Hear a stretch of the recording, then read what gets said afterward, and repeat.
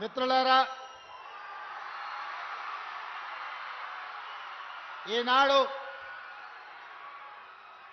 భద్రాద్రి కొత్తగూడెం జిల్లాలో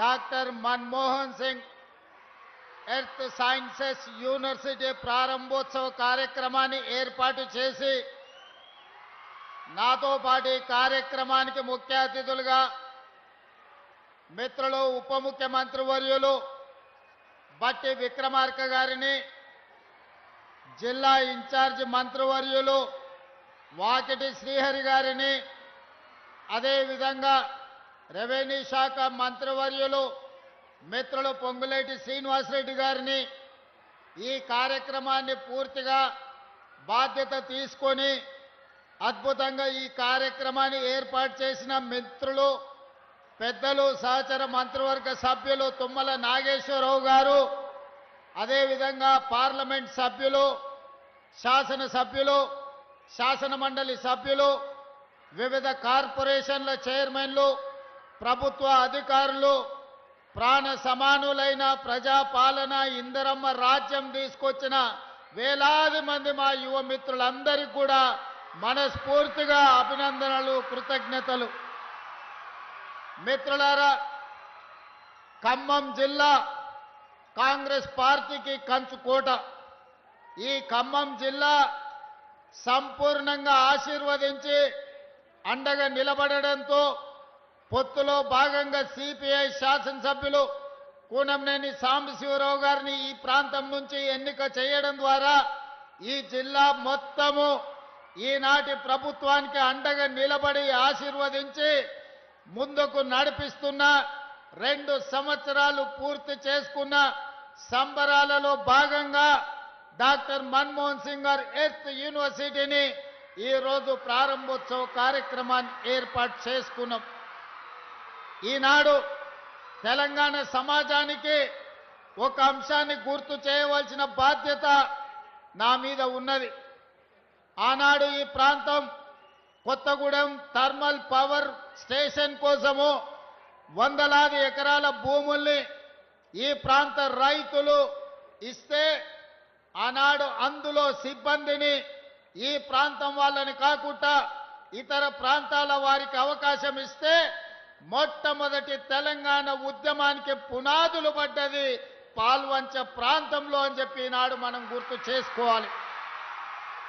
ఈరోజు తెలంగాణ రాష్ట్ర సాధనకు స్ఫూర్తినిచ్చి 60 సంవత్సరాలు తెలంగాణ ఉద్యమం నడవడానికి కారణమైన ఈ పాల్వంచ ప్రాంతం, కొత్తగూడెం ప్రాంతం ఈనాడు తెలంగాణ రాష్ట్ర సాధన 60 సంవత్సరాల కలను ఆకాంక్షని నెరవేర్చిన ఆనాటి ప్రధానమంత్రి డాక్టర్ మన్మోహన్ సింగ్ గారి పేరును ఈ పాల్వంచ ప్రాంతం, కొత్తగూడెం ప్రాంతానికి పెట్టుకోవడం అంటే 60 సంవత్సరాల తెలంగాణ ప్రజల యొక్క ఆకాంక్ష నెరవేర్చిన డాక్టర్ మన్మోహన్ సింగ్ గారి పేరును ఈ యూనివర్సిటీకి పెట్టుకోవడం ఒక గొప్ప అవకాశం. మొట్టమొదట 69లో తెలంగాణ ఉద్యమానికి పునాది రాయబడ్డది ఇక్కడనే. 2004 నుంచి 2014 వరకు సంక్షోభంలో ఉన్న కేంద్ర ప్రభుత్వాన్ని బాధ్యత చేపట్టి సంక్షోభం నుంచి సంక్షేమం వైపు, అభివృద్ధి నుంచి ఆకాశమంత ఎత్తుకు ఎదగడానికి ప్రధానమంత్రిగా డాక్టర్ మన్మోహన్ సింగ్ గారు బాధ్యత చేపట్టిండ్రు. వారు ప్రధానమంత్రిగా ఉన్నప్పుడే తెలంగాణ రాష్ట్ర ఏర్పాటు ప్రక్రియను పూర్తి చేసి ఈరోజు తెలంగాణ ప్రజల చిరకాల వాంఛను వారు నెరవేర్చారు. అందుకే డాక్టర్ మన్మోహన్ సింగ్ గారి పేరు భారతదేశంలో ఎక్కడ పెట్టక ముందే ఎర్త్ సైన్సెస్ భారతదేశంలో ఉన్న ఏకైక యూనివర్సిటీ, ఆ యూనివర్సిటీకి ఈనాడు మన్మోహన్ సింగ్ గారి పేరు మనం పెట్టుకున్నాం. యూనివర్సిటీ పనులను పూర్తి చేయడమే కాదు, తుమ్మల గారు ఒక మాట చెప్పిండ్రు, మాకు ఇరిగేషన్ ప్రాజెక్టులు పూర్తి చేయాలని. భారతదేశ మొట్టమొదటి ప్రధానమంత్రి పండిట్ జవహర్లాల్ నెహ్రూ గారు స్వతంత్రం వచ్చిన తర్వాత ఈ దేశంలో ఉన్న నిరక్షరాస్యత, ఈ దేశంలో ఉన్న ఆకలి కేకలను చూసి ఈ దేశం అభివృద్ధి పదం వైపు నడవాలి, ప్రపంచంతో పోటీ పడాలి అనంటే ఎడ్యుకేషన్ అండ్ ఇరిగేషన్ పాలసీని అడాప్ట్ చేసుకోవాలని ఈరోజు భారతదేశంలో గొప్ప గొప్ప యూనివర్సిటీలు ఎన్ని ఉన్నాయో వాటన్నిటిని ఆనాడు మొట్టమొదటి ప్రధానమంత్రి పండిత్ జవహర్లాల్ నెహ్రూ గారు ప్రారంభించినవే. అవే కాదు, ఈరోజు ఈ దేశంలో వ్యవసాయం అభివృద్ధి చెందడానికి ఆకలి కేకల నుంచి ఈనాడు ప్రతి వాడికి అన్నం అందించే స్థాయికి దేశంలోనే అత్యధికంగా ఆహార ఉత్పత్తి ధాన్యాలను ఈరోజు మనం అందిస్తున్నామంటే బాక్రానంగల్ నుంచి నాగార్జున సాగర్ వరకు, శ్రీశైలం నుంచి శ్రీరామ్ సాగర్ వరకు ఇరిగేషన్ ప్రాజెక్టులను ఆనాటి ప్రధానమంత్రి పండిత్ జవహర్లాల్ నెహ్రూ గారే మనకు ఆనాడు ప్రసాదించారు. ఈరోజు మనం చూస్తున్న నాగార్జున సాగర్, ఈరోజు మనం చూస్తున్న శ్రీశైలం, ఈరోజు మనం చూస్తున్న ఎస్ఆర్ఎస్పి మొట్టమొదటి ప్రధానమంత్రి పండిత్ జవహర్లాల్ నెహ్రూ గారు ప్రారంభించినవే. కాబట్టి మిత్రులారా, వారి స్ఫూర్తితోని ఎడ్యుకేషన్ అండ్ ఇరిగేషనే తెలంగాణ రాష్ట్రాన్ని ప్రపంచ చిత్రపటం మీద ఉన్నత స్థానంలో నిలబెడుతుందని ఈనాడు మా ప్రభుత్వం సంపూర్ణంగా విశ్వసిస్తుంది. దానికోసమే ఎడ్యుకేషన్ ఇంప్రూవ్ చేయాలి, ప్రపంచ ఖనిజ సంపద మీద పరిశోధనలు జరగాలి, ఈ ప్రాంతంలో ఉన్న అపారమైన ఖనిజ సంపద సింగరేణి కావచ్చు, ఇతర ఖనిజ సంపదను గుర్తించాలి, సింగరేణి లాంటి సంస్థల్ని పెంపొందించాలి అనంటే ఎర్త్ యూనివర్సిటీ కొత్తగూడెంలో పెట్టాలి అని ఈనాడు మన ప్రభుత్వం నిర్ణయం తీసుకున్నది. ఇవాళ అందుకే మీకు మెడికల్ కాలేజీ ఇచ్చినా, మీ ప్రాంతంలో ఎడ్యుకేషన్కి సంబంధించి ప్రతి నియోజకవర్గానికి young India integrated residential schools ఇచ్చినా, మెడికల్ కాలేజ్ ఇచ్చినా, ఎడ్యుకేషన్కు సంబంధించి ప్రతి అవకాశాన్ని ఖమ్మం జిల్లా ప్రజలకు అందించాలన్న లక్ష్యంతో ముందుకు వెళ్తున్నాం. ఇదే కాదు, ఈ ఎక్కడ కూడా తెలంగాణలో 2 నదీ జలాలు వచ్చేది చాలా తక్కువ. ఒక పక్కన కృష్ణా నది జలాలు, రెండో పక్కన గోదావరి జలాలతో ఖమ్మము బీళ్లు తడవాలి, ఖమ్మం జిల్లాలో పంటలు పండాలి, సిరులు కురవాలి అని మీ ప్రాంత ప్రాజెక్టులను పూర్తి చేయాలి అని మన ప్రభుత్వం నిర్ణయం తీసుకున్నది. సీతారామ ప్రాజెక్టునే కాదు, ఈ ఖమ్మం జిల్లాలో ఉన్న సాగునీటి ప్రాజెక్టులు 10 సంవత్సరాలు నిర్లక్ష్యానికి గురైనాయి, అవినీతికి లోనైనాయి.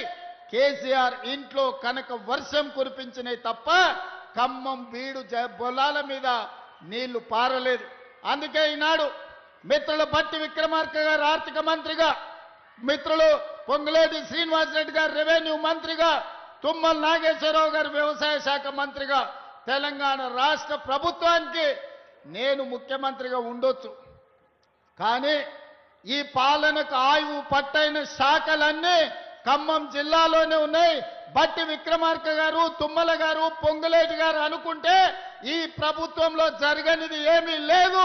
ఖమ్మకు జిల్లాకు ఏమి కావాలనో మీరు అడిగిందే తడువుగా మీ నిధులు అనుమతులు మంజూరు చేసే బాధ్యత నాది.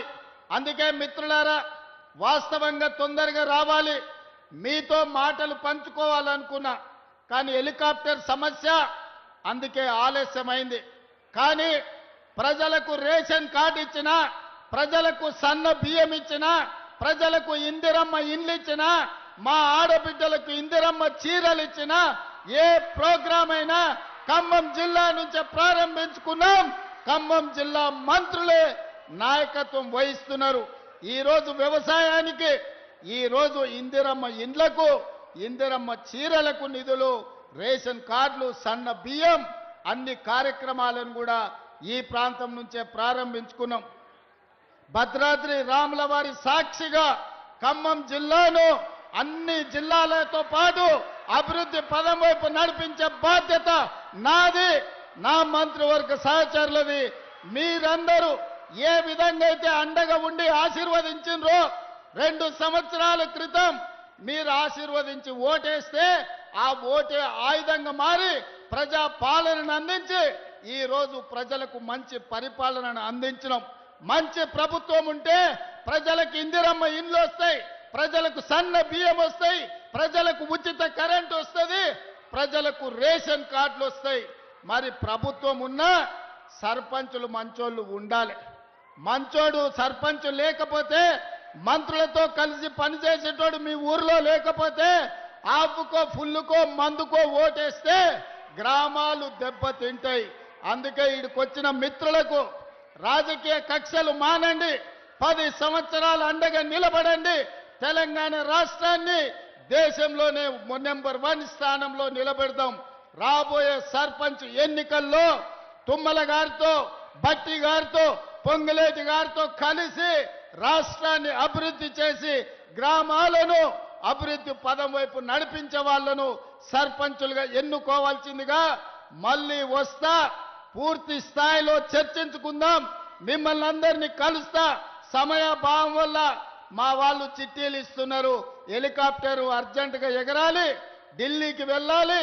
ఢిల్లీలో రాహుల్ గాంధీ, మల్లికార్జున్ ఖర్గే, ప్రధానమంత్రి నరేంద్ర మోడీ గారిని తెలంగాణ విజయోత్సవాల గురించి, తెలంగాణ సంబరాలు 8, 9 తారీఖు నాడు తెలంగాణ రైజింగ్ గ్లోబల్ సమ్మిట్ గురించి ఆహ్వాన పత్రికలు ఇచ్చి రాష్ట్రానికి సంబంధించిన అనుమతులు అడగడానికి ఢిల్లీ ప్రయాణం చేస్తున్నాం. కాబట్టి మిత్రులారా, మన్నించి సెలవు ఇవ్వాల్సిందిగా మళ్ళొక్కసారి మీ దగ్గరికి వస్తా. ఖమ్మం జిల్లాను చూసినప్పుడు నా గుండెల్లో సంతోషం ఉంటుంది. ఎన్నిసార్లు వచ్చినా అదే ఉత్సాహంతోని, అదే ఊపుతోని మీరు అండగా నిలబడుతున్నారు.